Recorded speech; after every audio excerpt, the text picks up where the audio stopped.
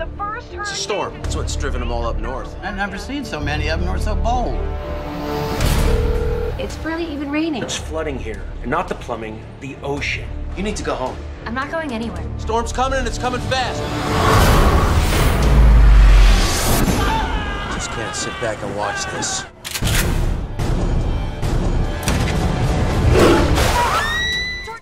Okay, I think we're live. All right. Here we go. This script, BSE. Ladies and gentlemen, you asked for it. You called for it. You wanted it. Special edition. You blew up our Twitter handle. You wanted Sharknado. You got it. Here we go. All right. I mean, it's all over the obscure social media. It's all over the blogs. I'm not sure people without basic cable have heard about it. No, dude, I was. It's I was their loss. I was in the cafeteria today. Network News. It was on. They were talking to Thunder Levin on the news in the cafeteria at the United Nations. It was crazy. Thunder Levine. I'm not sure. He's a hero to men everywhere, to screenwriters everywhere. Dude, his name is Thunder. I guess he didn't need the success to get the props. He's had it all along. Right. The name like Thunder. So what do we think?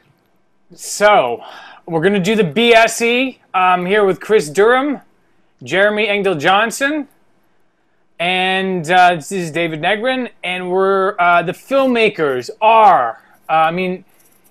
Sharknado was directed as an original film for Sci-Fi by this production company, The Asylum, who is getting so much play right now.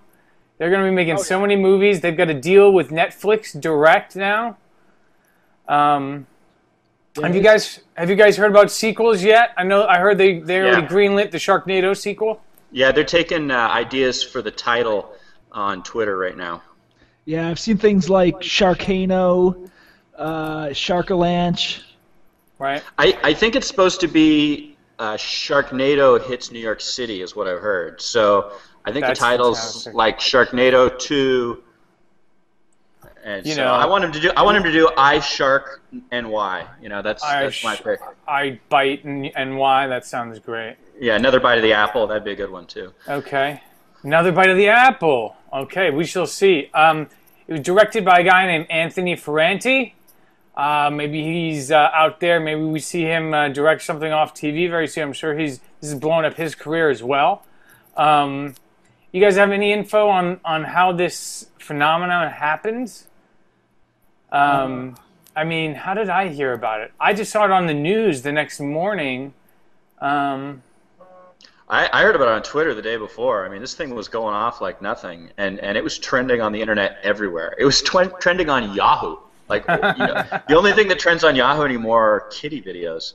But Sharknado was there, so yeah.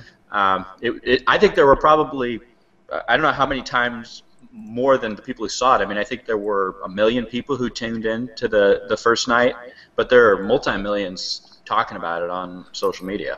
Yeah, there were a lot of kind of big Hollywood names, or medium Hollywood names, tweeting on it. Damon Lindelof had some of the best tweets. Will Wheaton was in. There was just a lot of people who have a lot of followers who were just kind of watching this and live blogging. There were even really awful wonks trying to capitalize off of it. Like Ezra Klein is kind of a shameless healthcare pundit, and he was trying to make some Congress Sharknado type connection. It was just awful. It doesn't work. It's just such good, clean fun, though. Why don't we jump into the BSA? Okay, let me start with Chris. Opening image. Oh man, well, opening image is water, man. You got water. You close in on the ship, and there's just like the ship is full of dead sharks. Right. Right. I mean, it says it all right there. There's just a bunch of sharks laying there. We know what's going on. They're finning the sharks, but that's kind of what we open on. Is we know where it's going. What are they doing to the sharks? Excuse me. What's the term you used? They're finning them. They're using them to make shark fin soup. I actually heard this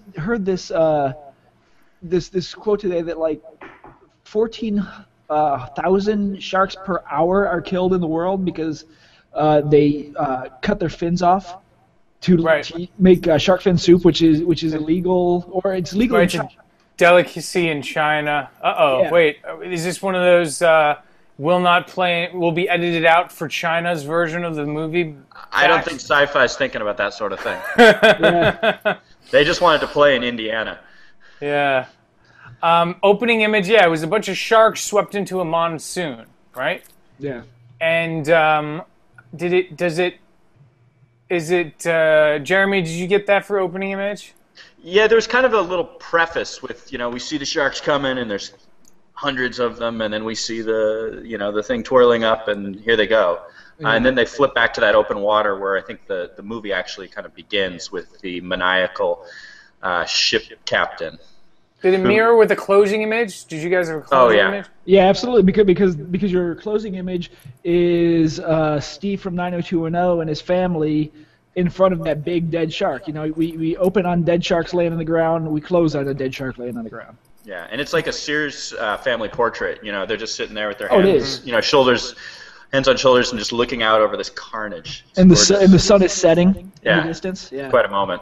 So opening image is like sharks, and then the closing image is like happy family and dead sharks amongst the sharks, or having beat the sharks. And Jeremy, I think we can talk about the main character as Finn or Iron Ziering or Steve from 90210. I'm just gonna mix between all three. I hope. Yeah. Let's stick with it. And Tara Reid, I'm not even sure her name in this film. I'm not sure they mentioned it. Is April. It April? Okay. Yeah. God bless her. April Showers. So we got our opening and closing image. Straightforward. What's next? What do we find out is there a theme stated? Did we get a theme stated in the setup, Jeremy? I think the theme, it's kind of simple, but right as the sharks first, we realize that they're menacing, Ian/Finn shouts, "Sharks, they're coming!" And that's kind of the theme, I think. Yeah, I think it happens a little earlier. I think you've got that captain on the ship, and he says, we shouldn't be afraid of the sharks, they should be afraid of us. Right? He's talking to the guy who's wanting to buy the shark fins, and he says that, and by the end, the sharks do need to be afraid of us, man. Well, I don't actually think it got there, but I think they were trying that. They were going for that, that sort of Walking Dead thing where, humans are worse than the sharks, but I don't think we ever really got that in this movie. Yeah. The sharks are it. The main force of antagonism here are the sharks. Intense. They are the most antagonistic of any animal I've ever seen. I mean, they leap out of the water and grab you and bring you back. Oh, dude, they climb ropes. They repel. We'll get to that as maybe in the bad guys close in, or in the fun and games. The rules of shark. We got to get to what are the rules of shark here, and how do they evolve? In the theme stated, I think it's either run from the sharks, swim fast, or maybe humans are worse than the sharks, but there's not too much in the theme stated. There's also a lot of people saying how much they hate sharks in the first 12 minutes. It's like George, who's he's the dad from Home Alone. He says it, and then Nova says it, and everybody's just talking about how much they hate sharks. She's got the shark bite too, and you're like, "What is that?" She's like, "Oh, I had to." That's part of the setup. Let's get to the setup. But so it's funny because people hate sharks, but we're sitting back and we love the sharks. This whole show is like we can't wait. We kind of want the sharks to win halfway through, you just hope you're just rooting for the sharks. Some more badass bites and ways to kill poor, slow, lowly humans. Well, and you can balance this against kind of other sorts of genres where sometimes they don't want to necessarily use the word. They don't say zombie a lot in The Walking Dead, but they say shark as much as they possibly can in this. If they can wrap the word shark into a piece of dialogue, they will. Oh yeah, absolutely. So, Chris, what is our setup here? What's our setup? Okay, so our setup is after we've got that whole mess with the sharks and the sharking boat, we meet Finn, right? Finn is a champion surfer with a serendipitous name, who runs a bar on the beach in Santa Monica, and the setup is like Jeremy just said, everybody hates sharks, right? You've got this girl Nova who's got a shark bite. You set up the fact that that his wife and family live on the beach, and now there's a storm coming, right? We don't know the storm's full of sharks, but the storm is coming, and so that's kind of all set up. Right. Okay. Character-wise, Jeremy, what do we know about these characters? What do we know about Finn? We know that he's a good surfer, and he's kind of a screw-up in other facets of his life. I mean, he can't be that bad. He owns what appears to be a multi-million-dollar bar on the Santa Monica. It's true. On the beach. Yeah, but he's a lowlife other than that. I mean, he seems to be a has-been, except he's prone to like heroic gestures and like saving basically everybody's ass all the time. Right, and he's got integrity. Like, he's not gonna pick up on Nova. I mean, in fact, there's a great early scene where she's kind of coming on to him, and he's like, "Get back to work. I'm your boss." Right. He's got standards. He does. He saves the cat several times. There's a lot of like saving the fish or something. Yeah, definitely. He's a likable guy, you know. Yeah, and he's got integrity. Finn has integrity. We have and what we haven't said yet is the setup.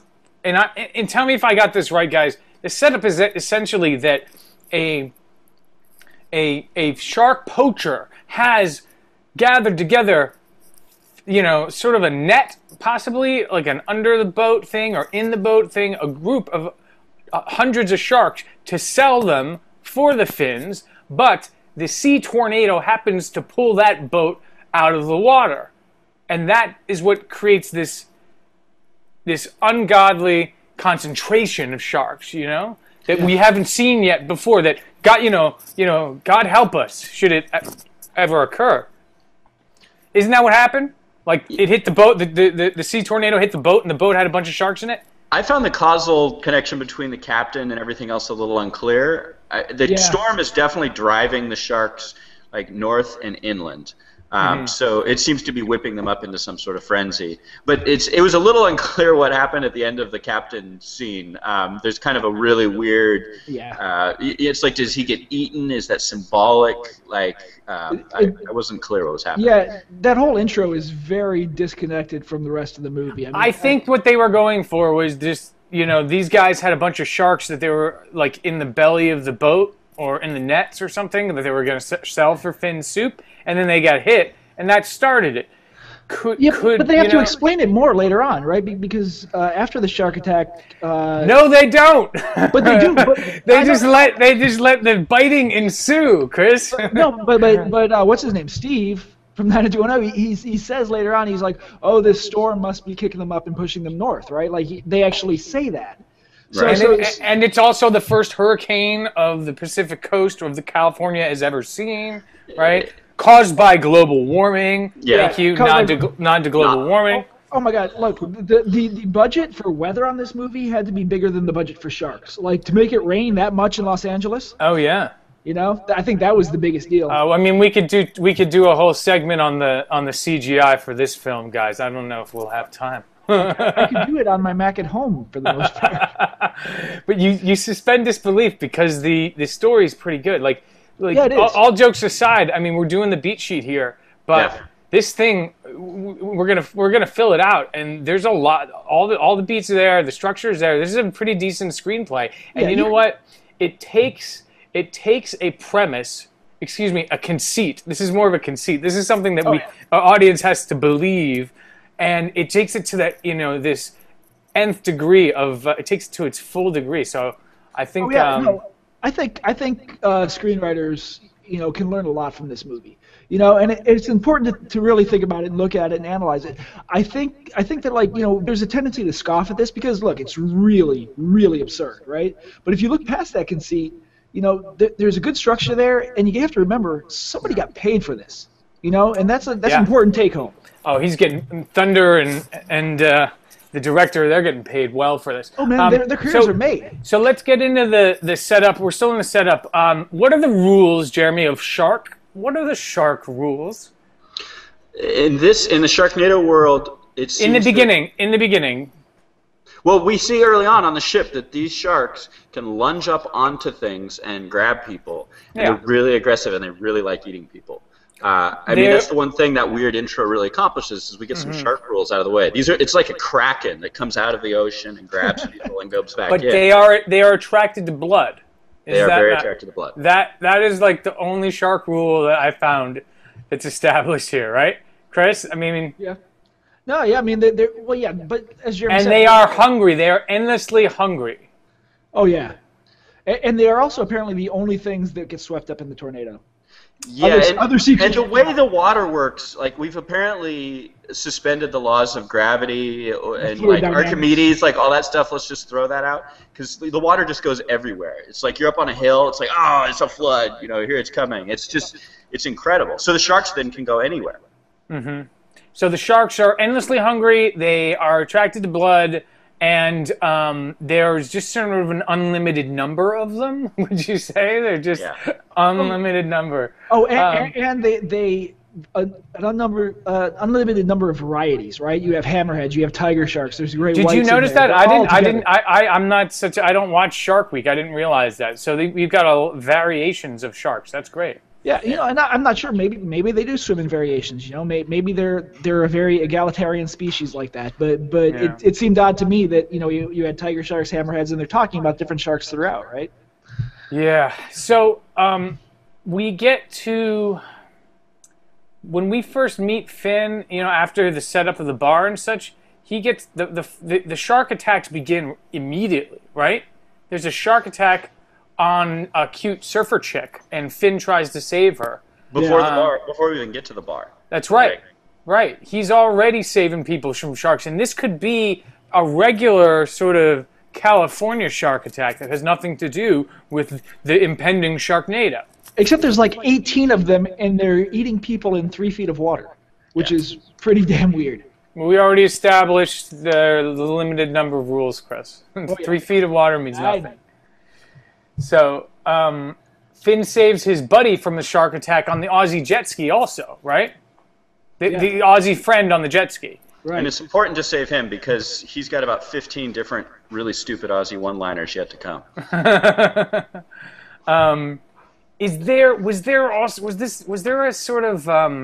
Were there some genre conventions from Baywatch here?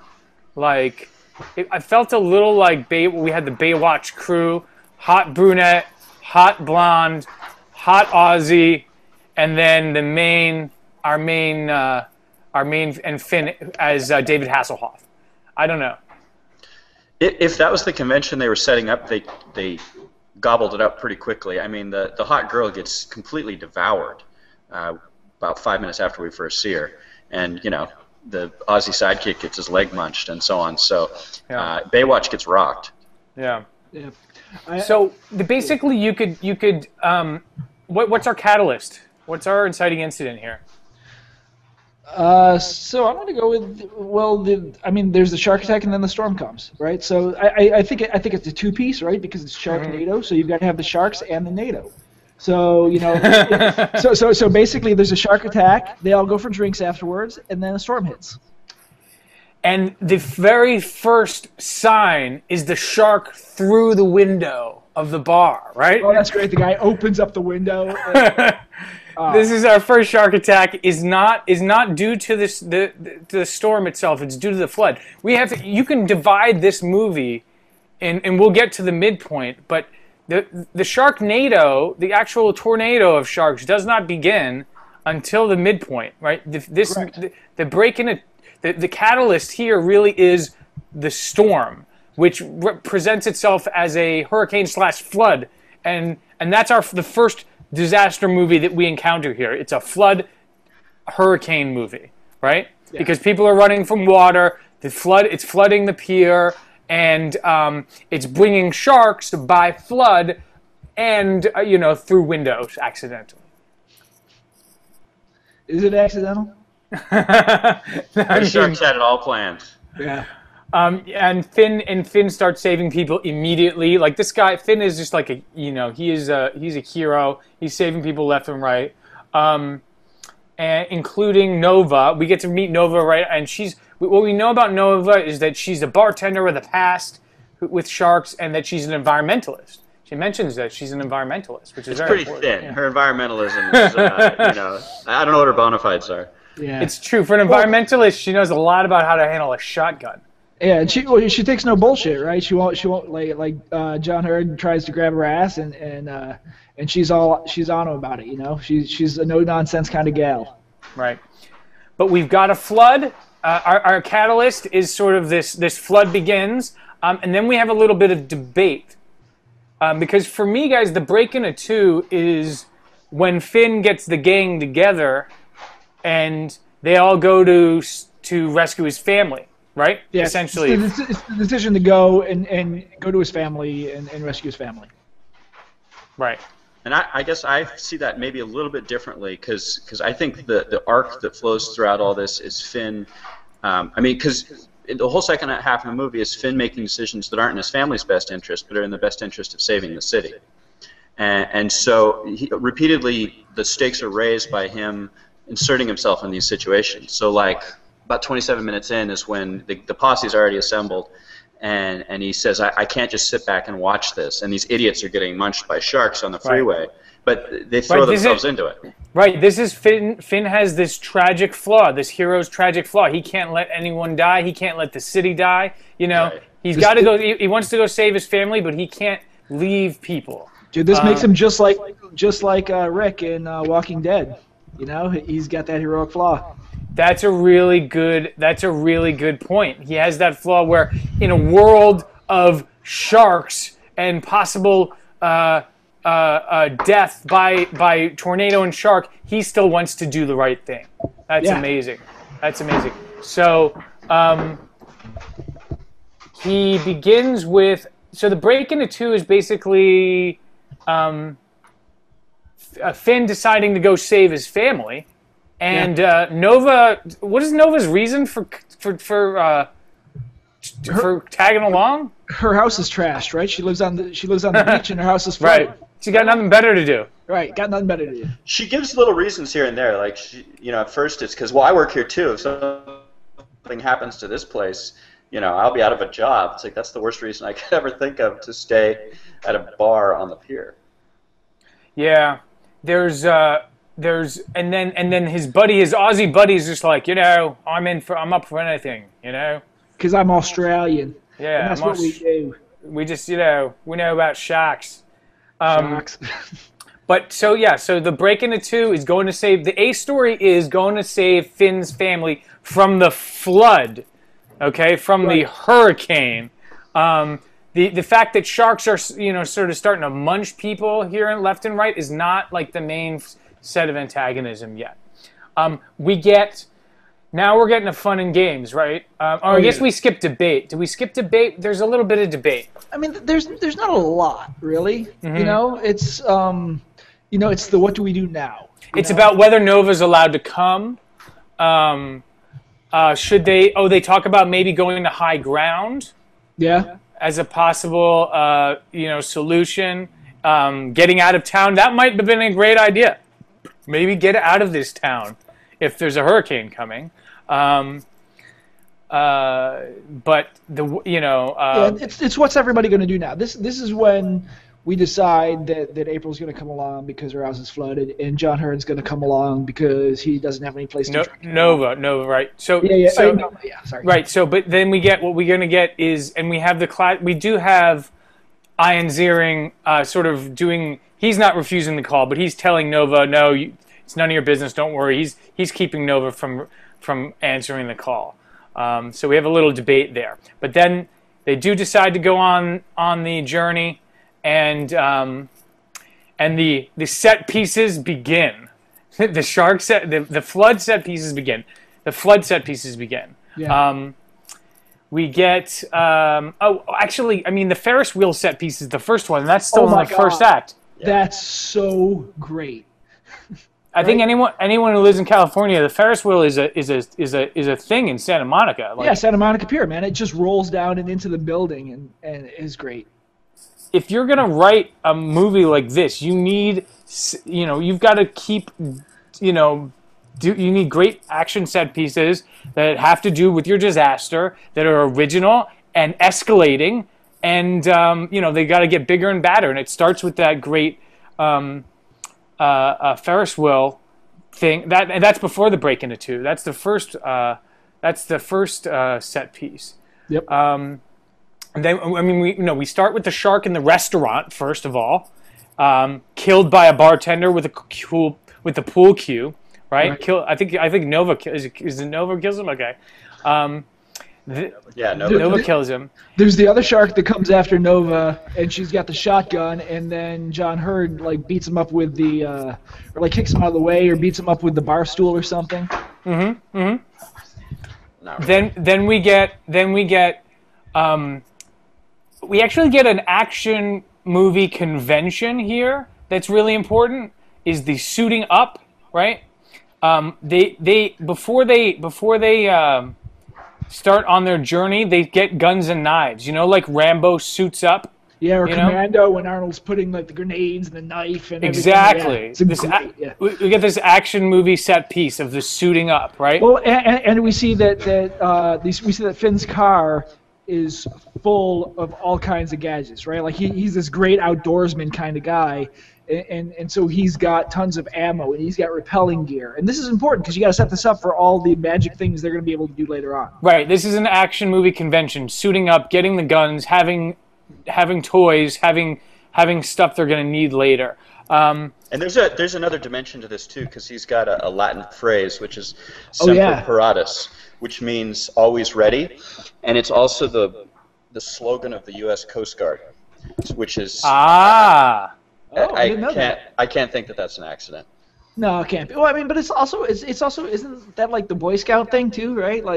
Be prepared. Be prepared. But that's actually very interesting, Jeremy. What if Finn always wanted to be in the Coast Guard? Maybe he was a Coast Guard reject. This is the perfect movie for a guy who wanted to get in the Coast Guard, but they thought he was a surfer screw up and they wouldn't let him in.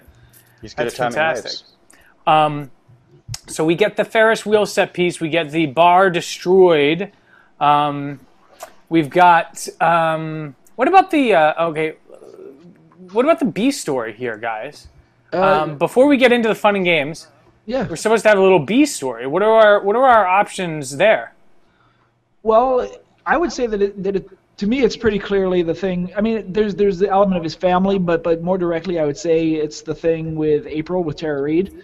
Because although we've seen her before, it's right after the break to 2 that he shows up at her door. There's a little bit of a challenge there, right? But this is where the reconnection begins. In fact, you meet her boyfriend, and about 30 seconds after we realize her boyfriend's a dick, he gets et. Yeah, that's right. Oh, we do. It's great. That's fantastic. Right. As soon as we meet April, the boyfriend starts talking shit, and he's bitten in half. But don't we also have a possible love interest with Nova? Jeremy, how do they handle that? As far as the overall arc of the story, it's kind of interesting, but there's clearly a tension early on. We haven't gotten to the break into 3 yet, but there's a really weird kind of transference that happens as soon as the sun comes on the scene. I thought it was brilliant. It's brilliant. And it's almost like the sexual attraction just gets ported over to the sun. Yeah, that's right. And then everything's fine. Which is, and you also have the sun moving a lot of the action in the third act. So it's, the protagonist transfers more than just this one thing. It's and his son even uses that semper paratus phrase right before the break into 3. It's like they merge characters. Yeah, Finn has person. A clone. He gives birth to another baby little Finn shark and takes over and that it gives us a great third act because we can split into multiple things. We'll get to that. So there is, what's next? We've got the break into 2. Finn and the crew go to save his family. Fun and games. We got our fun and games. So what are our fun and games here? How do you keep these stakes escalating and interesting? The sharks just keep coming from more and more surprising places. Yeah. The hurricane pummels Santa Monica, and we begin with sharks in the flooded streets, right? That's the first level of this video game. Okay, we've got streets that are flooded, and there are sharks in the floods, and the cars are sort of bumper to bumper. Yeah, but then, the cars are bumper to bumper, and people are getting out of their cars, and Finn is like, you guys are stupid, stay in your cars, you're safer there. And the guy's like, man, you LA people, a little bit of rain, and you think it's the storm of the century. But it is, because the storms are coming. The sharks are coming. We also get a little bit of a chance to see Finn's superpower here, right? Because he is a master of timing waves, because he's such a good surfer. Hugely important here. That's how he beats that's how he beats the flood, because he's able to time the wave, because he's a master surfer. Yeah. Phenomenal. It's great. Because every wave is full of sharks. And this is where we lose our first guy. One of the conventions of a disaster movie is, your crew gets eaten one at a time. You've got to have some people in your crew get eaten. And we have this character, George the drunk, right? And whose weapon is a bar stool. Yeah, he does kill a shark with a bar stool earlier, right? And he uses the bar stool to literally save the dog, and that's how he dies. True. Dies saving the dog. Bravo. Then we begin. Then it escalates a little bit. Finn is a hero in the streets because he has to save a lady with the dog, right? That's good. Gets them into trouble with the dog, but George is the one who ends up dying. This is that convention of Finn can't just let people die because he's a hero. The flooding of the sewers and the storm drains will allow the sharks to spread. Now things are starting to escalate, right? Yeah, definitely. They're on their way. When they get to April's house, right? They get the B story starts. We get to her house. Where is it? It's in Beverly Hills. So now the sharks are making it to Beverly Hills. They're jumping through storm grates, through manhole covers, right? And they're coming for you into your living room. It's not just to the beach anymore.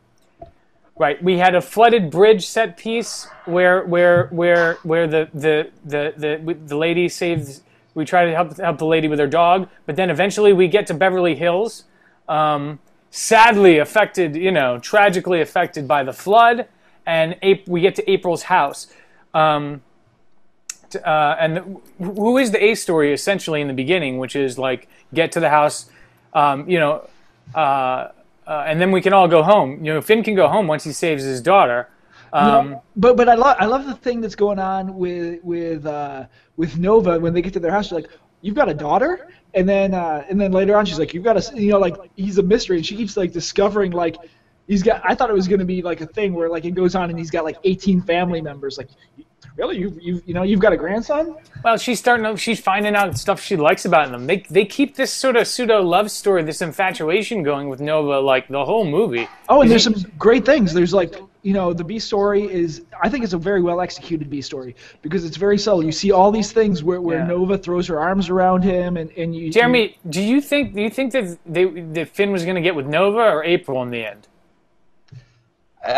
He's got to get with April. I mean, he's got to get back with this. Did you feel like that was? I thought she was going to get eaten. I thought Tara Reid was going to get eaten. I thought it was going to be, Finn and April in the end. But it turns out they went with more of the family ending where, somehow they bring it all together. So we get to the flooded house, right? Yeah. And someone says this great line, there are sharks in your pool. Right. Right?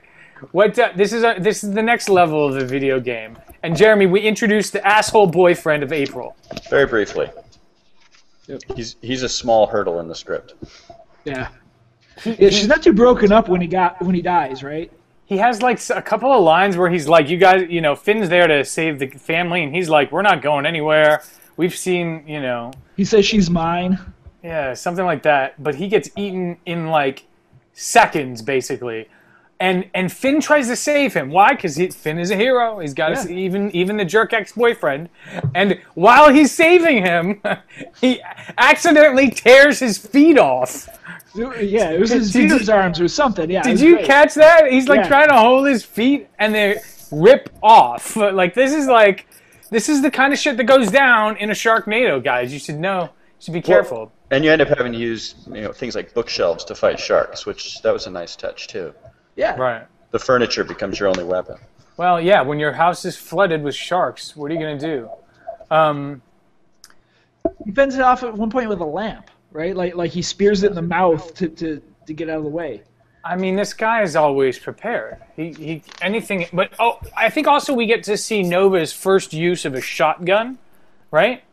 Oh yeah, she's like, quite a shot.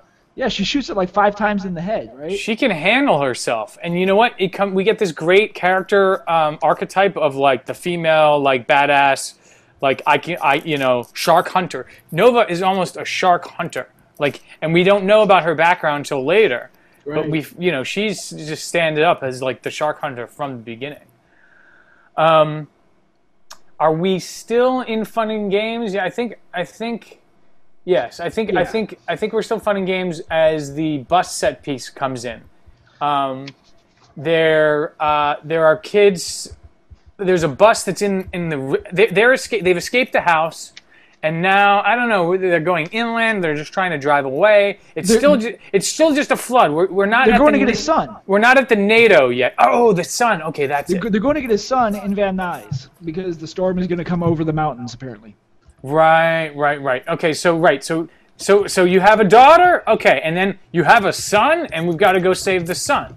Right. So we're like constantly like we're still on the A story, which is save Finn's family. A story is still save Finn's family. Very clear throughout.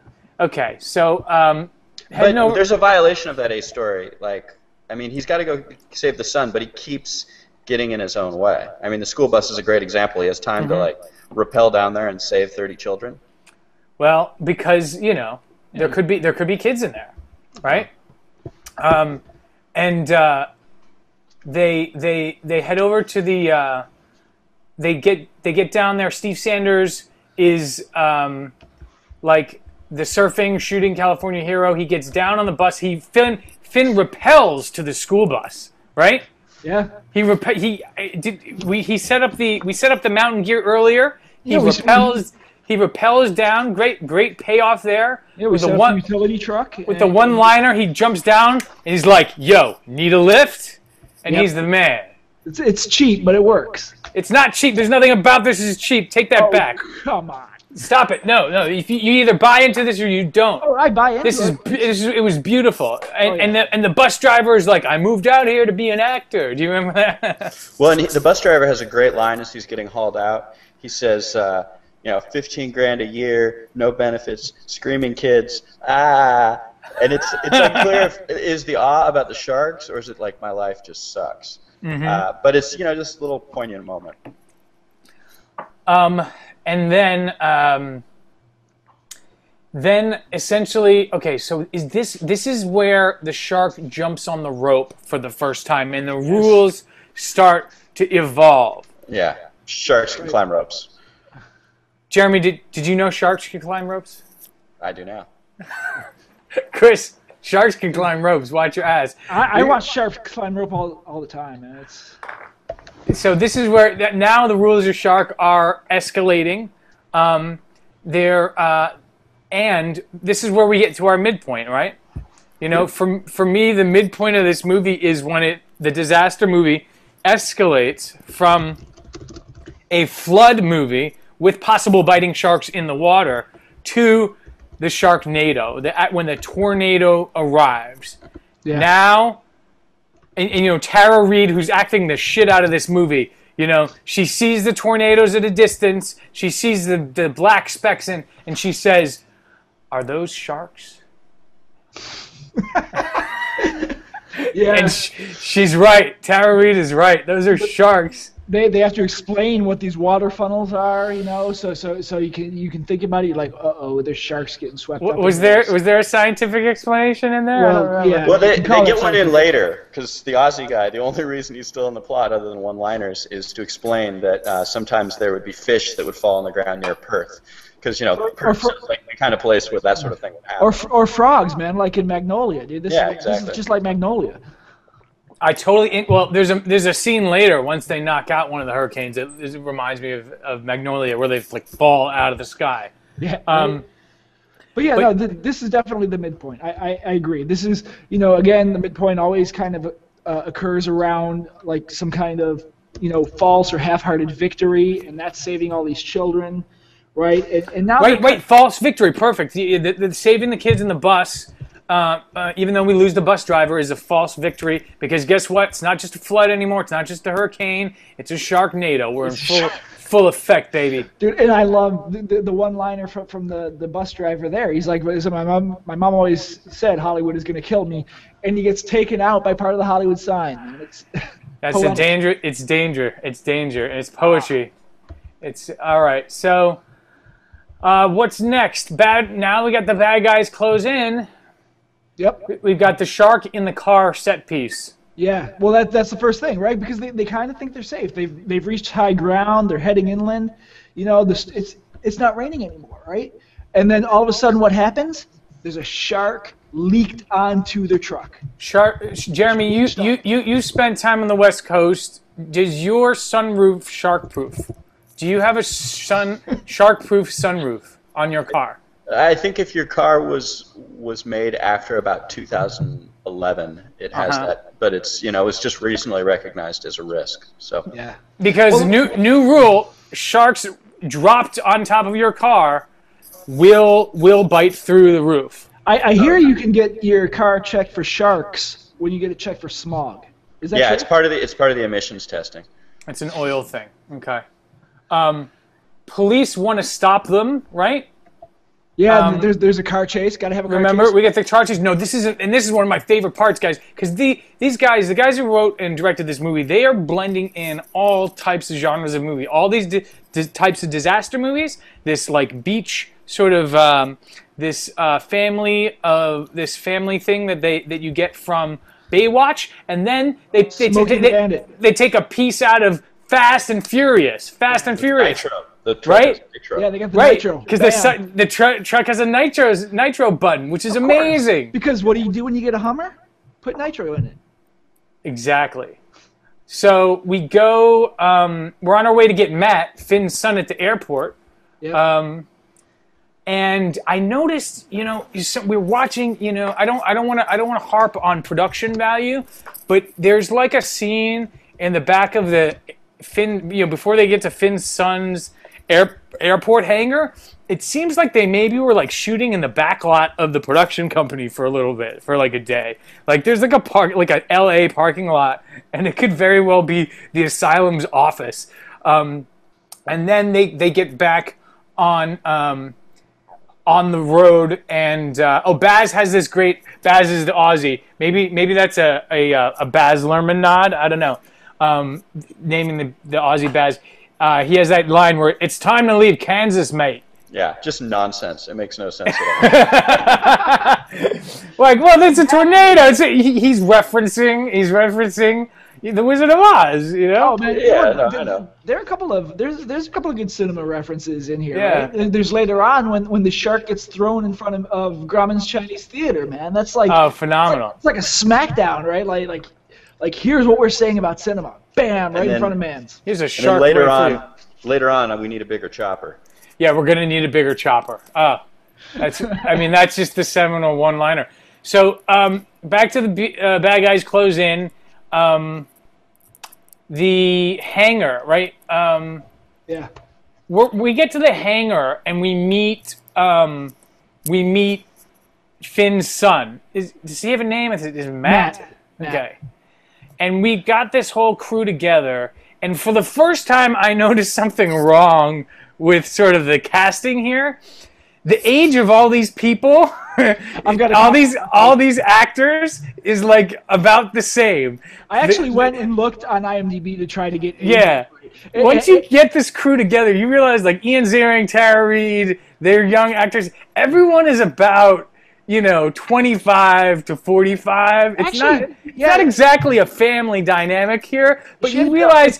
But this is a horror movie thing. You're gonna cast hot young people. You're not gonna have people who are of age, and you're not gonna have kids. It would cost too much money for a casting director to take care of kids on this set. So Matt is Well, the kids couldn't fly a chopper either. Right, or he couldn't fly a chopper. Right, and Nova, would be too young as a possible love interest. But what I just started noticing that in the hangar, that Tara and Ian are some young-looking parents, and these kids are a little older, and I don't know. It's just part of this formula. They played high school students 20 years ago, so. Yeah, no, I actually checked their ages. Like Tara Reid is a year younger than me. She's 30. She's 37. Like, so she could have done it. But looking good, Tara. Looking good. Yeah, but I bought it. I bought it with the daughter. It was when we got to see Matt, because Matt looks a little bit older, and I was like, she had to have him when she was about 11. So, what do you guys want to, Jeremy? Did you want to go back to that thing you said about when Matt shows up? What happens with our protagonist? The split B stories there. Yeah, it's really, he's been on the scene like 4 or 5 minutes, and they go outside. The storm comes in, they fend it off, and then they go out and they see the store across the street that has all the supplies they need to build these bombs, which is going to be kind of the key in the third act. We suit up again. Yeah, they suit up again. But Matt sees it and he says "Semper Paratus." He picks up his dad's phrase, and then it's just like he's now almost like an agent of Finn's plan. We're going to save everybody. We're going to save the city. And, oh, by the way, I've got a thing for Nova, too. Right, well, because she's hot, and Nova's like, oh, we've got a young Finn here who's a man of action as well, who also can't help but save everybody, right? Yeah. He's 19, and he looks like he's 28. He's a stud. And so... This is classic, man. This is Patroclus putting on Achilles' armor. There we go. There you go. So...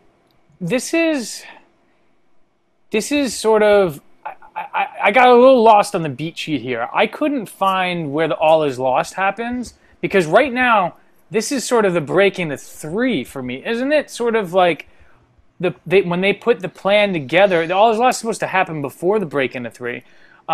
They suit up again. The new plan is we're going to, half of us are going to get in a chopper, throw bombs at tornadoes, to kill both sharks and to disrupt the pressure and dissolve the tornadoes. This works, by the way. This is scientifically sound. Oh, okay. I was listening to Neil deGrasse Tyson's podcast where he was talking about ways that they've talked to destroy hurricanes, and one of the things scientists talk about is nuking hurricanes to keep them from reaching shore. This actually works. It's kind of crazy. Nuking hurricanes. I can't believe they haven't tried it yet. Environmentalists are kind of against it. I can't see why that. What could possibly go wrong, Chris? So but am I right with this beat setup? This problem here, yeah, it's a little messy. There's no all is lost. We're ready to rock and roll into the third act without the all is lost, which we get. I think we know what it is. I don't want to jump the gun. It's a very important plot point to the movie. But when they suit up again, they split into 2 teams. The third act is going to be bomb some tornadoes to dissolve them, and B, what's the other team going to do? Just sort of. Get out of town? Oh, they're gonna save the old people, right? This is like the old folks' home. Yeah, they're kind of just like reinforcements.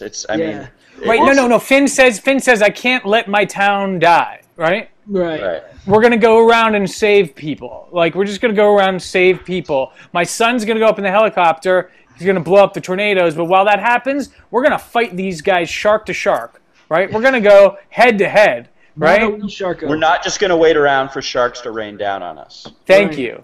But to get back to the all is lost and Dark Knight of the Soul. So there's 3 things going on at once here, I think, and you're right. It does get a little bit messy, and I don't think that the low point of the Dark Knight or the all is lost moment is very well defined. But there's 3 things happening that are kind of all part of this, right? There's the gearing up which is your break to 3. Right. You also have Finn talking to his daughter, right? So this is our C story, right? This is the closest thing. But this is the closest thing to an all is lost in the right place. Right. Because what she says, oh, you're here to save Matt, you know, what's going on with you, Mom? And basically she says, you're never going to win me over. It's kind of the there is this subplot C story where, you know, Finn was a bad dad to his daughter. What's his daughter's name? I don't even know. She's barely in this, you know. But he says at one point, he says, "Remember, I came for you first," you know, right. Which is true, you know. And then you also, at the same time, you also kind of get your Dark Night of the Soul a little bit in Nova telling her shark story. Yeah. Right. Ah, that's our whiff of death, maybe, right? Yeah, exactly. Because what is her sharks? What's the background with Nova, Jeremy? It's totally preposterous. She went on a sailing Stop trip. it! I don't want to hear words. I don't want to hear any words like that on this podcast. She went on a very realistic fishing trip with her grandfather, and as she summarizes, 5 people went into the water that day, and only 1 little girl came out. So they all got eaten by sharks, and as she was about to be rescued... you know what? You know what, Jeremy? I hate sharks. I hate sharks too. I hate sharks. And she tells that story, and it's a moment of solidarity because she says, you know, ever since then I totally hate sharks. And you know, Finn Jr. says, you know, after hearing that story, I really hate sharks too. So we're all together now. Because before this moment, I was warm and fuzzy about sharks. They were like teddy bears. I loved them. Well, he didn't really know. I mean, they were like but that was sharks, it's a great bonding moment because now Matt and Nova are set up as a love interest and Finn's trying to be a better dad to his daughter, and he's you know, April's boyfriend is out of the picture, so you know the family dynamic is really coming back here. I mean, you got to say this is very well orchestrated. Like, I mean, you know, it's simple. It's a great script. Well. I want to say that on this podcast. This is really a great script. It really is. It's actually remarkable how good a script this is for how absurd it seems on the surface. The concept is high concept. It's not absurd. It's just high concept. Well, look, all high concept is absurd. Well, it's a fantastic conceit, and they keep going with it. So, break into 3. We've got like a 2-pronged attack.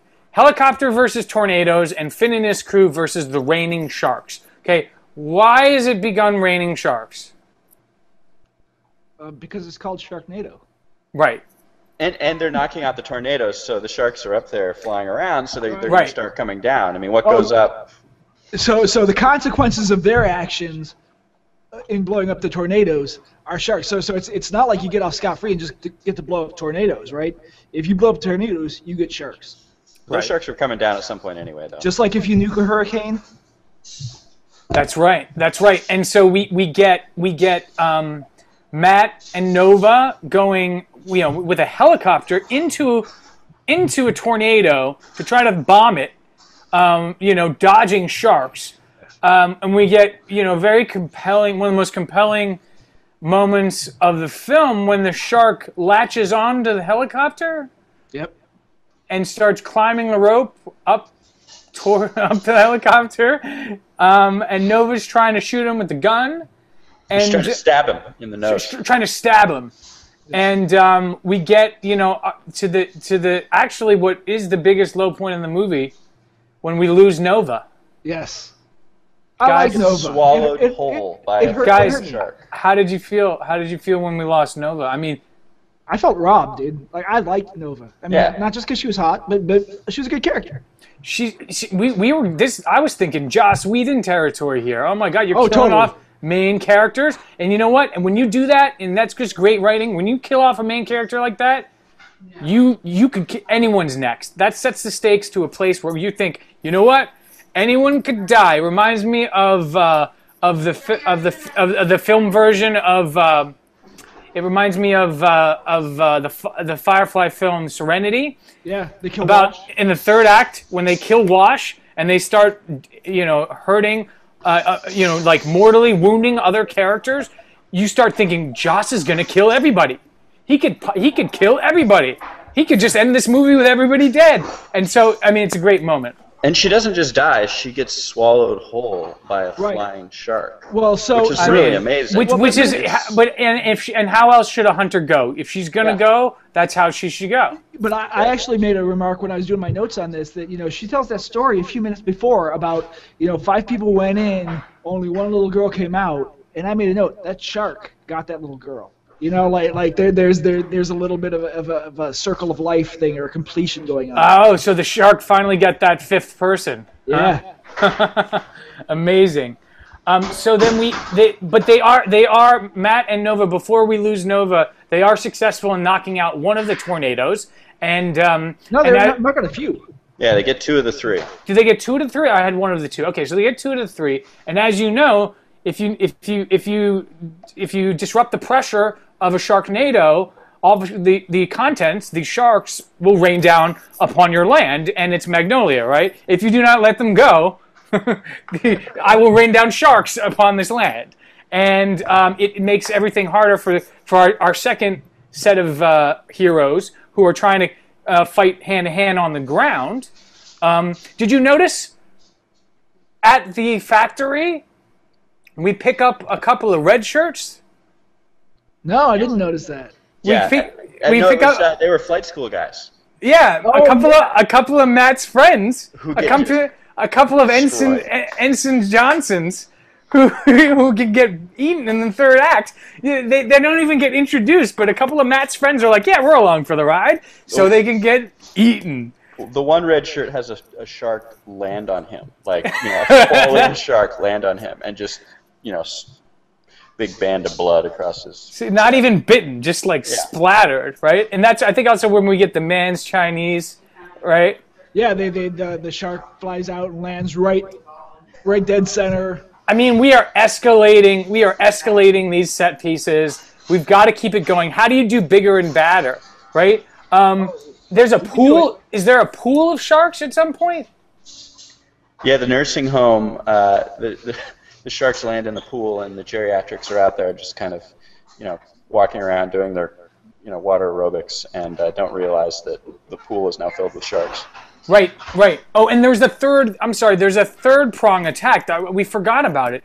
Baz is the third prong to this third act. He's got essentially a suicide bomb truck to drive into a tornado as a last ditch effort because, you know, in case, you know, first choice would be to fly a helicopter into a tornado, obviously. But if that doesn't work, backup plan, we're going to drive into it and blow it up that way.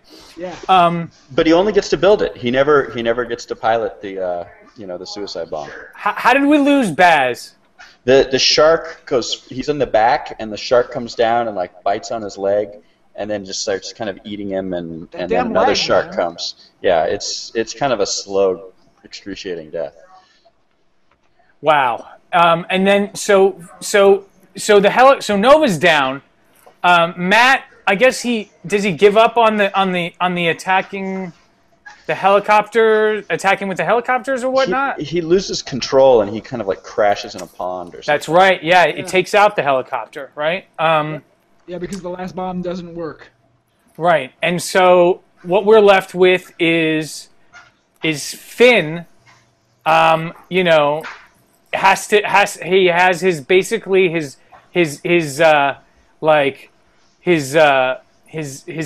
his moment of I'm gonna sacrifice myself, and I'm gonna take the suicide bomb truck into the tornado to finish it off.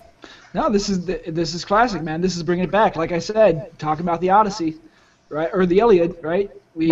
Patroclus failed. Now Achilles has to do it, right? He has to fight Hector. I was gonna say it was John McClane yippee-ki-yay motherfucker moment. So. Well, yeah, no, but it all comes back to Finn, the guy with the shark name, has to go and fight the sharks now. It's up to him to finally do this, right? Yes, and what's really important here is we get and you cannot underestimate when Finn is about to drive into the tornado to take it out, right, into the Sharknado, he gives the Shaka sign, right? Oh, did he really? Yes, the surfer sign, right, which is the surfer salute, right, and like as a it's you and me, big boy, and he hits it, and this is our finale, right, Jeremy? How's it finish off?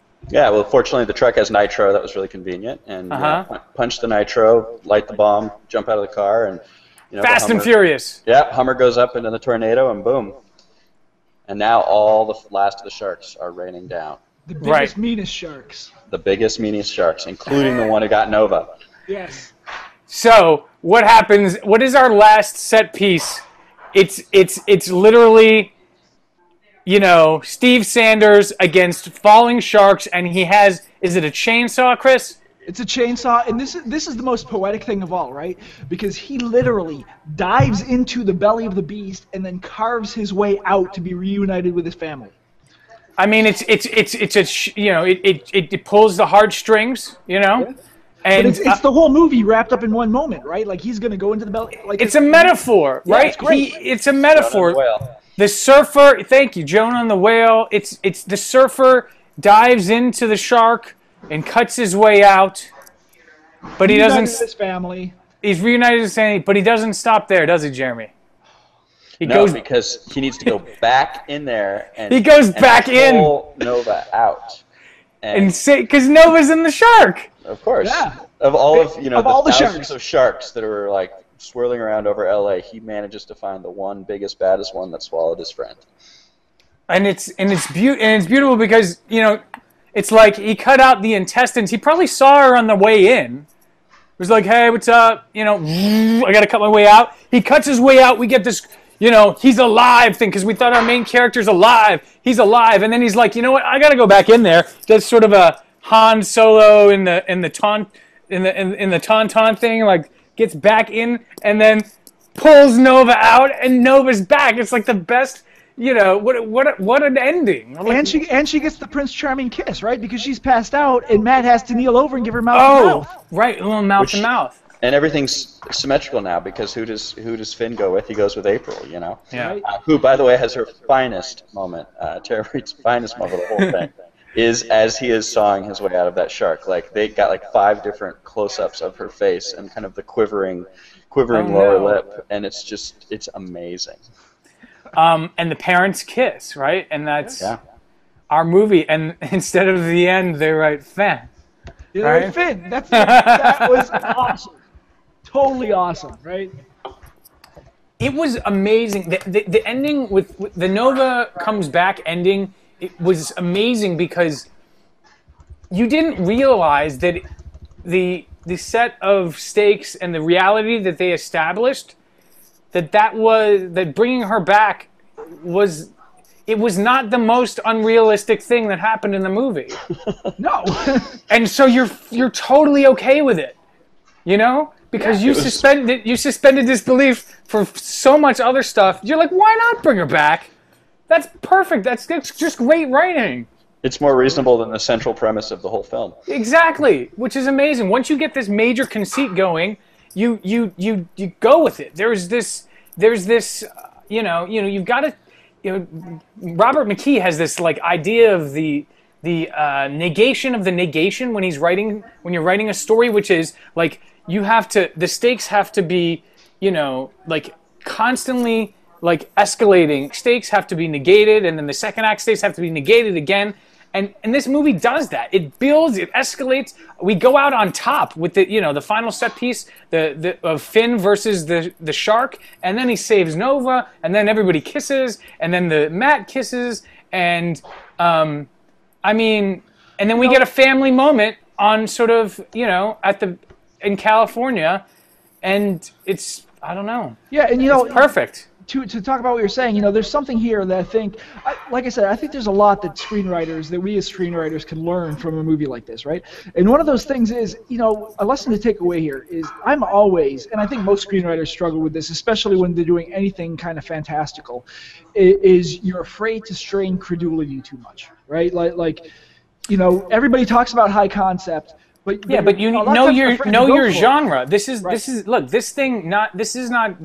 a genre film, and it used the tools of its genre so well. In fact, it combined several genres. We talked about disaster films, horror films. We talked about the different types of disaster films. We talked about like the family dynamic. We talked about a racing film like the Fast and Furious, right? Yeah. We talked about Rambo. We talked about Surfer movies. Surfer movies, thank you.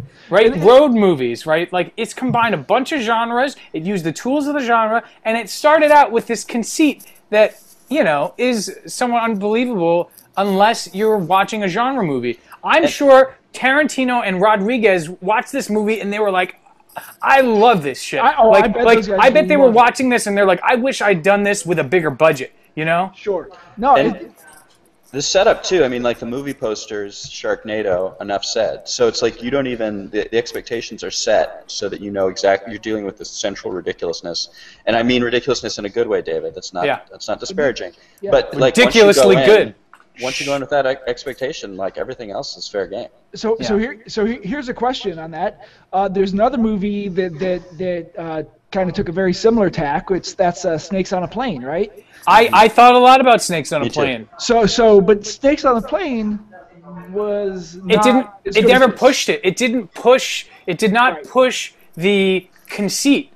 It, you know, like I've been saying over and over, good screenwriting is, you know, escalating and original set pieces of execution of a conceit over and over again. And we talked about all the different set pieces and how they get better and better and better and how they go out on top here, right? Yep. And Snakes on a Plane is basically one note. It's snakes and snakes and snakes, and you know, I don't even think the snakes really get going until the midpoint of the movie. We've got a shark attack in the first 10 minutes of this movie. Absolutely. See, and that's what's great. The filmmakers here, like they drop the premise. They say, yeah, this is kind of absurd, but this is what it is. And then from that point on, they just go for it. They got the balls to go through it. And you know, you got to have a name like Thunder to have big balls that big. And you know what? Yeah, thank you. I don't think Sharknado would have been enough. I don't think it would have been enough. You know, it has to be Sharknado. And I don't know. Anything else to sum up, guys? Nah, I think this is great. Besides the all is lost sort of being out of place, because I thought, you know, basically the lowest point was Nova's death. You know, they wanted to put it sort of at the end there to set up that reveal when Nova comes back. But you know, that's forgivable. I mean, look, this isn't a template, right? Like this isn't, this isn't scripture, right? These are things that happen that necessarily happen in a 2-hour movie. Yeah. But you know, like you can forgive. You know, it's not about the story. The story kept going. Exactly. Structure's only there as to hold you up. The narrative kept moving. We were with the characters. We were with, you know, there is a character arc in the movie. It's this little character arc of the daughter forgiving Finn. But basically, in a hero's journey scenario, you know, there doesn't have to be a lot of character arcs. And, you know, in Star Wars, you know, Han Solo decides not to be a selfish prick by the end of it. There's not huge character arcs going on in that movie. You've got a main character, a bunch of heroes up against escalating set of bad guys, and Sharknado delivers over and over again. Yeah, absolutely. Jeremy, anything else? No, I think we summed it up. It's a cult masterpiece, and yeah, very well executed. Can't wait for Sharknado 2. Looking for the sequel. I was hoping, you know, we were talking about I was at the beach last week. I was talking about Sharknado, possibly, where we introduced a volcano and genetically engineered sharks so that they're actually molten sharks. Oh, that'd be good. Because now it adds the, you know, because they're not just biting you, they can melt things, right? And they can melt through the ground. I mean, I don't know. On that note, this is the NYC Screenwriters Beat Sheet Edition Sharknado. Thank you, Chris. Thank you, Jeremy. Thank you, David. Thank you, David.